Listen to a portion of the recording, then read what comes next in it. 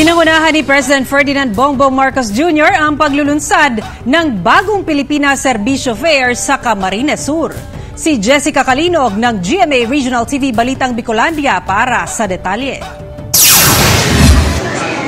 Maaga pa lamang, marami na ang nakapila sa booth na ito ng Department of Foreign Affairs sa Camarines Sur Polytechnic Colleges sa bayan ng Nabua, Camarines Sur. Si Hasmin na mula pa sa bayan ng Tigao na pumila na rin dito para makapagproseso ng kanyang passport, lalo na at pahirapan daw makapagpabook ng appointment online. Kasi sa online, you have to choose kung kailan lang available.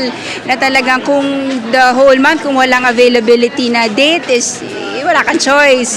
So talagang big help kung ganito. Ang nasabing aktibidad ay kabilang sa isinagawang national launching ng bagong Pilipinas Serbisyo Fair noong September 23. Isa itong programa ng gobyerno na kagaya ng konsepto ng una ng inilunsad na Kadiwa ng Pangulo program. Pero maliban sa mga produktong lokal at murang bilihin, nakiisa dito ang nasa 40 government agencies para bigyang serbisyo ang mga residente. Mismong si President Ferdinand Bongbong Marcos Jr. ang nanguna sa naturang aktibidad. Asahan po ninyo na patuloy naming pagbubutihin ang aming paglilingkod sa bayan. Iisa po ang ating hangarin na maisulong ang bagong Pilipinas na maipagmamalaki nating ipamana sa ating mga anak at sa mga susunod na henerasyon. Panawagan naman ng ilang mga Bicolano na tuparin pa rin ng Pangulo ang kanyang pangako na 20 pesos na kilo ng bigas. Dahil may mga Pilipino ngayon na halos din na kumakain.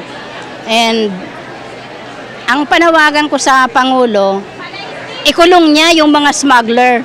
Yun ang dapat niyang solusyonan. Ay sa palagay ko at pagpasok ng ani, dahil papasok na, nag-aani na tayo, at pagpasok niyan, sa palagay ko, makikita na natin na bababa yung presyo. Market forces.